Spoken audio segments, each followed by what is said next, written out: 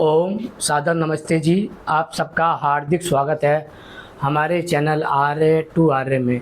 आइए हम अपनी वैदिक कक्षा का फिर से आरंभ करते हैं और आज का हमारा जो मुख्य विषय रहेगा वह रहेगा वर्ण व्यवस्था क्या है। जब हम बात करते हैं कि वर्ण व्यवस्था क्या है तो यह हिंदू धर्म शास्त्रों के साथ जुड़ी हुई होती है। जब हम बात करते हैं कि हिंदू शास्त्र किसे किसे कहते हैं तो उसमें हम वेद, पुराण, मनुस्मृति, भगवद गीता, रामायण और महाभारत, इससे अलग अनेक प्रकार की स्मृतियों को भी जोड़ लेते हैं। लेकिन जब हम बात करते हैं कि वर्ण व्यवस्था किसे कहते हैं तो इस पर दो समाज निकल कर आते हैं जो इस पर अलग अलग व्याख्या करते हैं। जब हम पहले समाज की व्याख्या के बारे में पढ़ते हैं तो उनके अनुसार पता चलता है कि जो वर्ण व्यवस्था है वह जन्म के आधार पर होती है।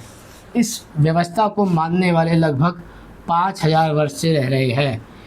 हम ब्राह्मण समाज के अनुसार समझने का प्रयास करते हैं कि वर्ण व्यवस्था क्या है। जब हम वर्ण व्यवस्था की बात करते हैं तो ब्राह्मण समाज ये मानता है कि जो ब्राह्मण जाति है, क्षत्रिय जाति है, वैश्य जाति है और दलित जाति है यानी कि शूद्र जाति है, उन सबको ईश्वर ने जन्म से ही ब्राह्मण जाति, क्षत्रिय जाति, वैश्य जाति और शूद्र जाति का बनाया है। लगभग यही व्यवस्था भारत में पिछले 5000 वर्षों से चल रही है। लगभग 5000 वर्ष का आंकड़ा बहुत बड़ा होता है किसी भी समाज के लिए। जब हम बात करते हैं कि भारत में पिछले 5000 वर्षों से वर्ण व्यवस्था के नाम पर ब्राह्मण जाति, क्षत्रिय जाति, वैश्य जाति और शूद्र जाति के विषय में बताया जाता है, पढ़ाया जाता है और समझाया जाता है।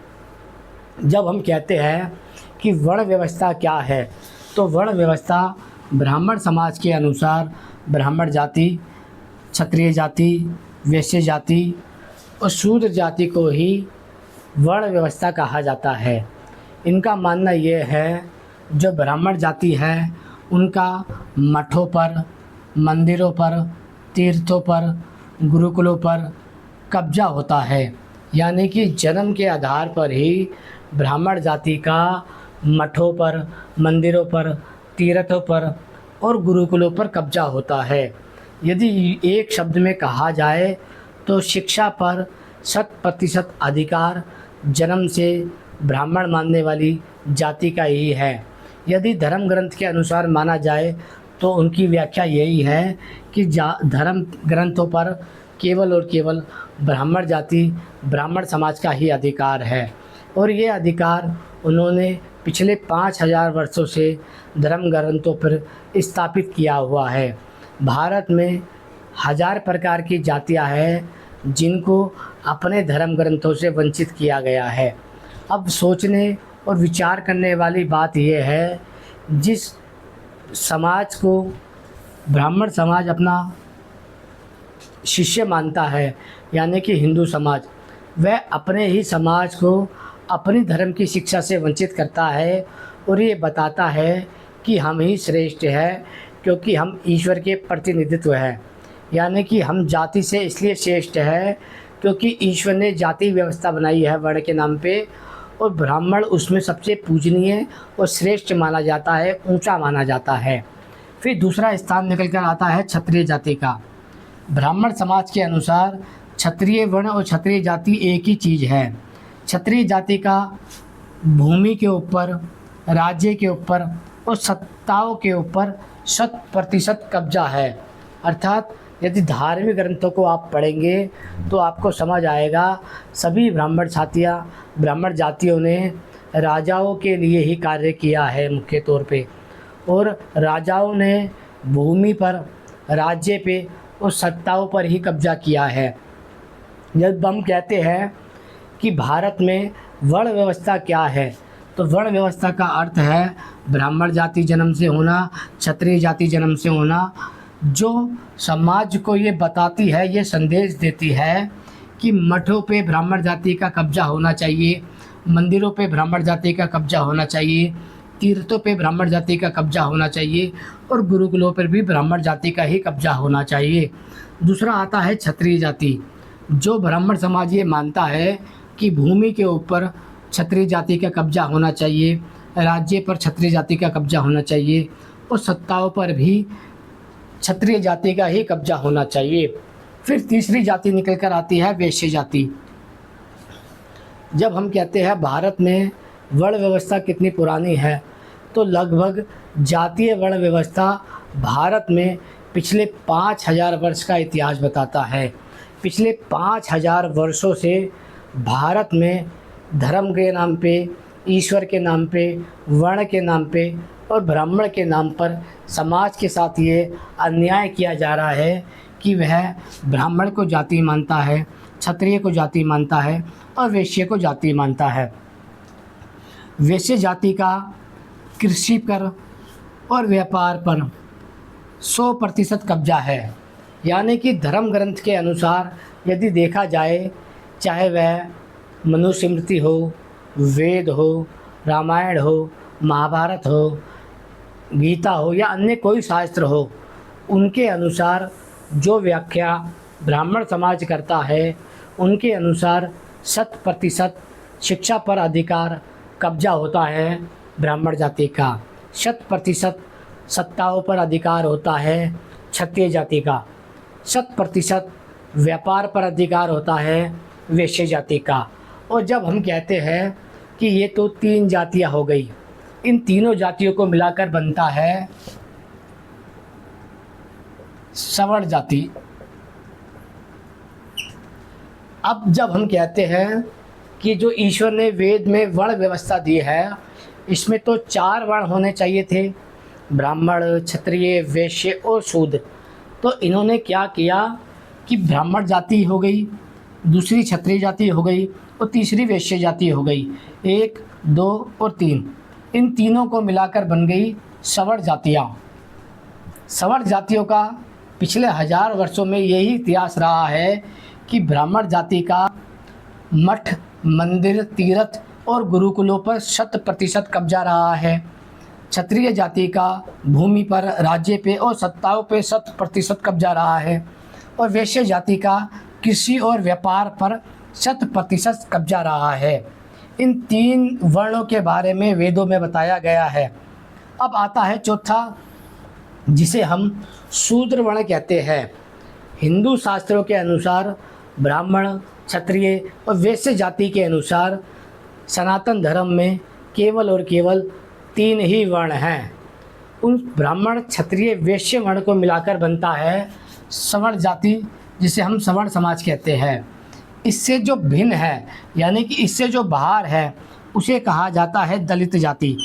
अब दलित जाति के विषय में जब हम भारत में इतिहास पढ़ते हैं तो पहला सिद्धांत समझ आता है कि जो दलित जाति है वह मठों से, मंदिरों से, तीर्थों से और गुरुकुलों से वंचित की गई है ब्राह्मण जाति के द्वारा।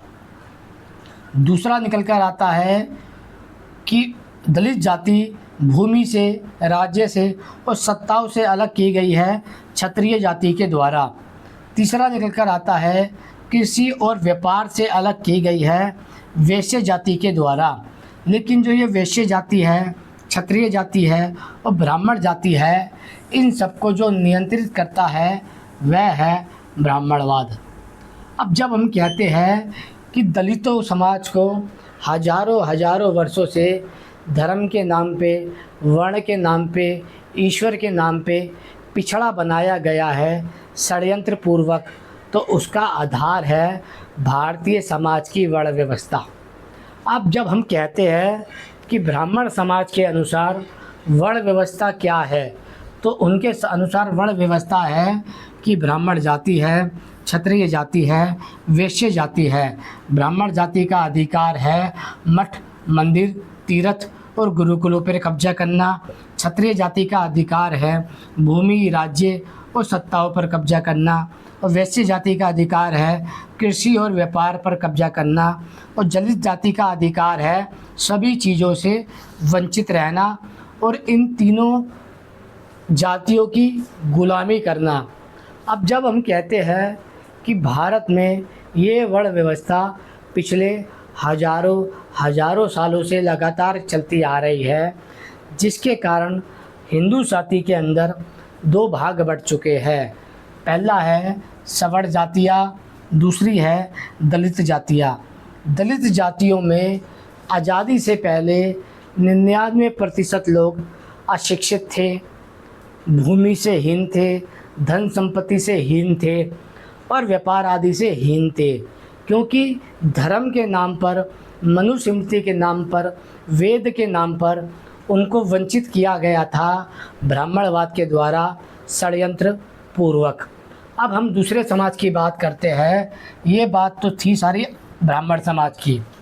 दूसरे समाज की बात करते हैं जिसका नाम है आर्य समाज। आर्य समाज की स्थापना स्वामी दयानंद ने आज से 150 वर्ष पहले की थी।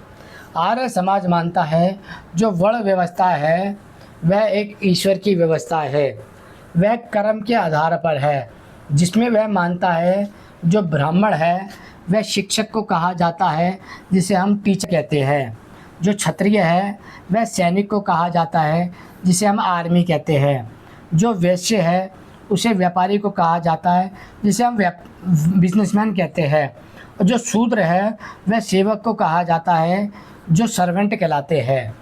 लेकिन जब हम कहते हैं आर्य समाज की स्थापना मात्र 150 वर्ष पहले की गई है, तो 150 वर्ष से पहले जो भारत में इतिहास है वह 5000 वर्षों का ब्राह्मण जाति, क्षत्रिय जाति और वैश्य जाति का मिलता है। यदि मान लीजिए इसमें से हम 150 वर्षों को घटाते हैं तो निकल कर आता है 4850, यानी कि 4850 वर्षों तक यही पढ़ाया गया समाज के अंदर कि ब्राह्मण जाति है, क्षत्रिय जाति है और वैश्य जाति है। जो इन तीनों को नहीं मानता है वह दलित जाति कहलाती है।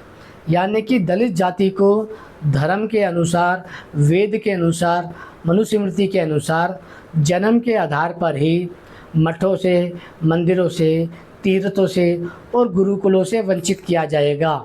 दूसरी जगह उन्हें भूमि से, राज्य से और सत्ताओं से वंचित किया जाएगा। तीसरे स्थान पर उन्हें कृषि से और व्यापार से वंचित किया जाएगा।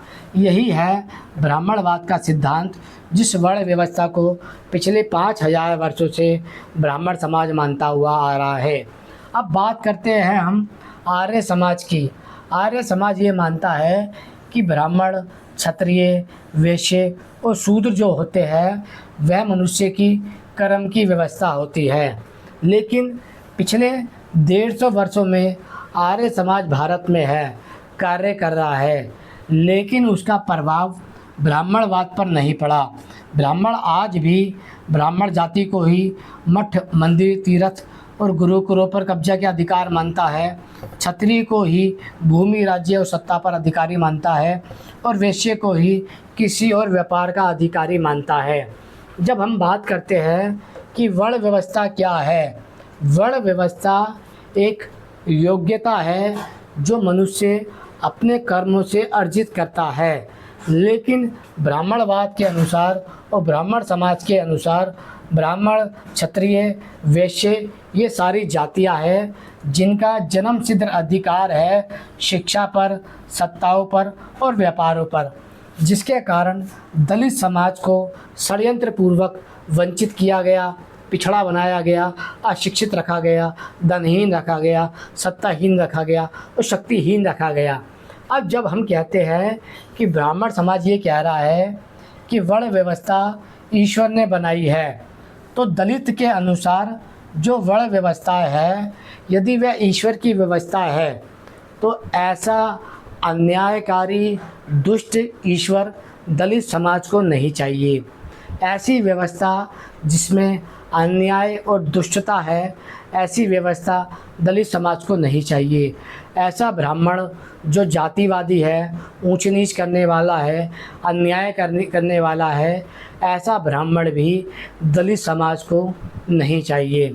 अब जब हम कहते हैं कि दलित समाज के पास दूसरा ऑप्शन है कि वह आर्य समाज के साथ जाए, लेकिन आर्य समाज भी इस ब्राह्मण जाति का, क्षत्रिय जाति का, वैश्य जाति का विरोध नहीं कर पाता है, क्योंकि दो ब्राह्मण जाति है, क्षत्रिय जाति है, वैश्य जाति है, अधिकांश इन्हीं की संतानें ही है जो आर्य समाज में आज लगभग 90% गुरुकुलों पर, भवनों पर, आर्य समाज के मंदिरों पर कब्जा जमाए बैठी है, क्योंकि वह जानते हैं कि कब्जे का अधिकारी कौन है और कौन नहीं है। जब हम कहते हैं क्या आर्य समाज जातिवाद नहीं करता, तो आर्य समाज के लिखे हुए सिद्धांत जातिवादी नहीं है, लेकिन आर्य समाज एक व्यवस्था है, उसको चलाने वाले आर्य समाजी है। यदि आप आर्य समाजी की गणना करेंगे, हिसाब लगाएंगे, तो आपको समझ आएगा आर्य समाज के गुरुकुलों पर, मंदिरों पर और भवनों पर 99 से 90% केवल और केवल सवर्ण जाति का कब्जा है। विचारणीय प्रश्न ये है कि हम आर्य समाज को पिछले 150 वर्षों में आगे की ओर ढकेल रहे हैं या उसे पीछे की ओर ढकेल रहे हैं। जब हम कहते हैं कि जाति और योग्यता की हत्या ब्राह्मणवाद ने की है, जब हम कहते हैं भारत में कि दलित समाज आज आरक्षण के नाम पर योग्यता की हत्या कर रहा है, वह मेरिट की हत्या कर रहा है, वह योग्यता को नष्ट कर रहा है, तो इसकी जो नींव रखी गई थी वह ब्राह्मण जातियों के द्वारा रखी गई थी, क्षत्रिय जातियों के द्वारा रखी गई थी और वैश्य जातियों के द्वारा रखी गई थी, जिनके पूर्वजों ने दलित जातियों को मठ, मंदिर, तीर्थ और गुरुकुलों से वंचित रखा। इस पर आरक्षण का अधिकार 100% ब्राह्मण जाति का हुआ, जिससे भारतीय शिक्षा व्यवस्था नष्ट हो गई। क्षत्रिय जाति का अधिकार हुआ सत्ताओं का भूमि पर और राजाओं पे, जिससे वंचित किया गया दलित जाति को। इससे भारतीय में सत्ता व्यवस्था नष्ट हो गई। तीसरा आया वैश्य जाति। कृषि और व्यापार पे क्षत्रिय वैश्य जाति का अधिकार हुआ, जिससे दलित जाति को वंचित किया गया। अब जब ये कहते हैं लोग कि दलित समाज हमसे मेरिट पर बात नहीं कर रहा, तो मेरिट पर बात कोई कैसे कर सकता है? आपने पहले उसका हाथ काटा जो शिक्षा की थी, दूसरे उसका हाथ काटा जो साधनों का था, तीसरा उसका पैर काटा जो व्यापार का था, जब चौथा वो लंगड़ा हो गया, तो अब आप कह रहे हैं कि उस लंगड़े व्यक्ति को, उस लंगड़े समाज को आपके समाज साथ मेरिट में दौड़ना चाहिए। या तो आप 100% अन्यायकारी है या फिर आप 100% चालाक है कि आप ये कह रहे हैं कि पिछड़े समाज को अगले समाज से मेरिट पर बात करनी चाहिए। यदि मेरिट पे बात करनी है तो उसका 2 कारण हो सकते हैं। पहला, जो ब्राह्मण जाति ने मठ, मंदिर, तीर्थ और गुरुकुल पर जाति से कब्जा किया हुआ है, उसका आधा अधिकार दलित जाति को मिले। जो क्षत्रिय जाति ने भूमि, राज्य और सत्ताओं पर अधिकार किया है, उसका आधा अधिकार दलित जाति को मिले। जो वैश्य ने कृषि और व्यापार पर जाति के आधार पर कब्जा किया हुआ है, उसका आधा अधिकार दलित जाति को मिले। जब सवर्ण जाति का आधा अधिकार दलित जातियों को मिल जाएगा, तब हम बात कर सकते हैं कि भारत में योग्यता और मेरिट के नाम पर बात की जा सकती है। अन्यथा हमें यही समझ आ रहा है कि पिछले 5000 वर्षों से ब्राह्मणवाद या ब्राह्मण समाज मठ, मंदिर, तीर्थ और गुरुकुलों के नाम पे दलित समाज को मूर्ख बना रहा है और लूट रहा है। भूमि, राज्य और सत्ताओं के नाम पे क्षत्रिय जाति दलित समाज को मूर्ख बना रही है और लूट रही है, और वैश्य जाति कृषि और व्यापार के नाम पे दलित समाज को मूर्ख बना रहा है और लूट रहा है। वही जो ये आर्य समाजी है, जो ये कह रहे हैं कि हम योग्यता पे बात करेंगे, योग्यता पे बात अगड़े और पिछड़े समाज की एक साथ नहीं की जा सकती, क्योंकि ब्राह्मण समाज के पास पहले से ही शिक्षा का अधिकार है, धन है, संपत्ति है। क्षत्रिय जाति के पास भी है धन, संपत्ति और शिक्षा। वैश्य समाज के पास भी है धन, संपत्ति और शिक्षा। और जो शूद्र समाज है उसे तो दलित बोलकर इन सारी चीज़ों से वंचित किया गया है। यदि भारत में हम जाति और योग्यता की बात करते हैं तो ब्राह्मणवाद ने भारत में सभी प्रकार की योग्यताओं की हत्या की है, चाहे वह धर्म की शिक्षा हो, चाहे धर्म की सत्ता हो, चाहे धर्म का व्यापार हो, चाहे मठ हो, मंदिर हो, तीर्थ हो, आश्रम हो, अखाड़े हो, पंडाल हो। इन सब पर जो जाति के आधार पर लोगों ने अपने धर्म गुरु चुने हैं, उसका आधार ही भारत में भेदभाव, अन्याय और ऊंच नीच है। यदि आपको लगता है कि ब्राह्मण बनना इतना कठिन कार्य था, तो वह कठिन बनाया गया था। जैसे कि क्षत्रिय जाति, वैश्य जाति और दलित जाति को जब धर्म की शिक्षा दी जाती तो वह भी ब्राह्मण तत्व को प्राप्त करते, लेकिन उन्होंने समाज से, गुरुकुल से वंचित किया गया षड्यंत्रपूर्वक ब्राह्मणवाद के द्वारा। आज जो कहते हैं लोग कि ब्राह्मणवाद श्रेष्ठ है, ब्राह्मणवाद जिंदाबाद, तो वह सभी लोग ही ज़्यादातर या तो जातिवादी है या फिर अन्यायकारी है। आशा करेंगे सरल सा विषय समझ आया होगा। ओम नमस्ते।